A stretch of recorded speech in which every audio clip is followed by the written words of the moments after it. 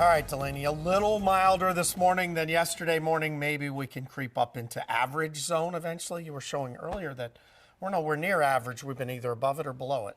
That's been the story, Appy, Yeah. and today we're getting a little closer. We're Okay. back in the mid 40s, but as we head towards New Year's Eve, still in the morning hours, we're still cold, but we're looking at a lot of sunshine later on in the day. This afternoon, that's when we switch things up a bit.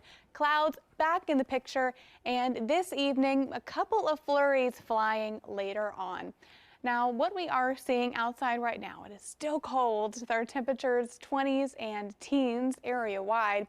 Now in Alta Vista, 28 degrees, Roanoke as well at the 28-degree mark, Blacksburg 26, Independence now 23, and 27 in Bedford and in Lynchburg. Now over these next couple of hours, these numbers will be on the up and up, but right now our wind gusts anywhere from 25 miles an hour. And we're still looking at even 30s in Wytheville, 30-mile-an-hour wind gust also recorded just now in Hot Springs. The closer you get towards Southside, that's when those winds settle down, and we are going to see still a very blustery afternoon before a clipper system heads our way late tonight, and that's what we're seeing for the snowfall potential this evening. You'll notice portions of the Highland Zone and parts of the NRV checking in with that snow potential very late tonight. So we are looking at the first couple of hours of 2026.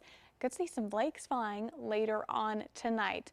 In terms of impacts here locally, we're still can't rule out a dusting because of that clipper, but New Year's Eve forecast late tonight still looking pretty good. We're dry until later on. So by 11 p.m. we're still dry, but that cloud cover is already increasing, 37 degrees late tonight. But let's time out this next system on Futurecast because the remainder of the daytime hours, a half and half day, if you will, we're seeing clear blue sky bulk of the daytime hours. However, as we head later on about 5 p.m., the cloud cover starting to increase a bit in that south side zone, a few clouds moving in. The bulk of that cloud cover moves in after sunset, and by midnight, the western slopes of the mountains there in West Virginia getting the bulk of that snowfall. And this is where we could see anywhere from 5 to 8 inches of accumulation. Places like Snowshoe getting fresh powder. But as this eventually spreads further on over into parts of the NRV, we're seeing those border counties right there and up into the Highland Zone as well. Can't rule out a dusting in these areas. Of course, the western slopes with that upslope snow machine, they will see the most snowfall. Rest of us will see very little impact. And this is a quick one. All of this snowfall gone by sunrise, melting very quickly thanks to the sunshine in the second half of New Year's Day.